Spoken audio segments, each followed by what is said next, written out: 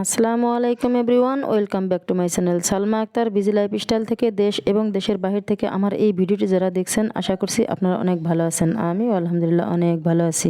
চলে আসলাম নতুন একটি ভিডিও এবং রেসিপিও বলতে পারেন।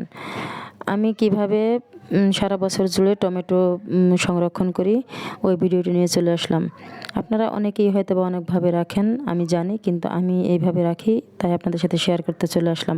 আশা করছি ভিডিওটি আপনাদের অনেক ভালো লাগবে, ভিডিওটি শেষ পর্যন্ত দেখবেন। আমি এখানে 15 কেজির মতো টমেটো নিয়েছি, এগুলো কেটে দিয়ে পরিষ্কার করে নিয়েছি। এখন টমেটোগুলো আমি সুন্দরভাবে কেটে নেব। আমার টমেটোগুলো কাটা হয়ে গেলে এইগুলোকে সুন্দরভাবে সেদ্ধ করে নেব। দেখেন আমার টমেটোগুলো কত সুন্দর, এই আমার টমেটোগুলো কাটা হয়ে গেছে। এখন আমি চুলায় বসিয়ে দেব। আমি 2 চুলায় বসিয়ে দিয়েছি, কারণ আমার 15 কেজি টমেটো তাড়াতাড়ি যাতে হয়ে যায়, এই কারণে 2টা কড়াইতে আমি 2 চুলায় বসিয়ে দিয়েছি সেদ্ধ করে নেওয়ার জন্য। সামান্য একটু লবণ দিয়ে দিয়েছি তাড়াতাড়ি সেদ্ধ হওয়ার জন্য, আর লবণ দিলে তো সব জিনিসই তাড়াতাড়ি সেদ্ধ হয়।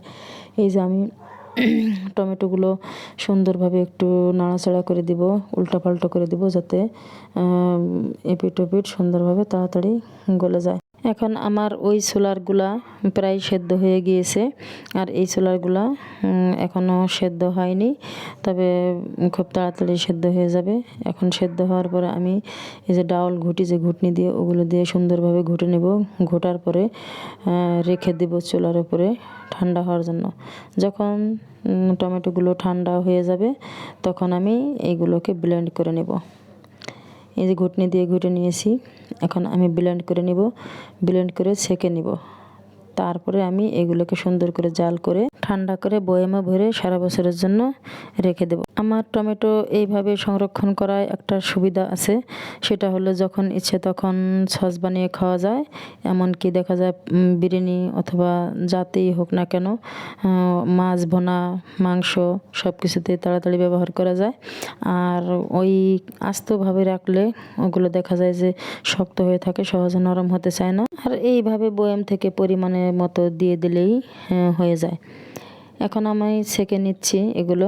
এই যে ছেঁকা হয়ে গেছে, সুন্দর করে এগুলোকে ছেঁকে নিব।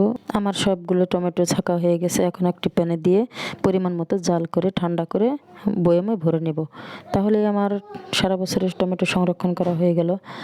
আর আপনাদের কাছে এই পদ্ধতিটা কেমন লেগেছে, যদি একটু ভালো লেগে থাকে তাহলে অবশ্যই আমার ইউটিউব চ্যানেলটি সাবস্ক্রাইব করে দেবেন, আমার জন্য দোয়া করবেন। আপনারা সবাই ভালো থাকবেন। আল্লাহ।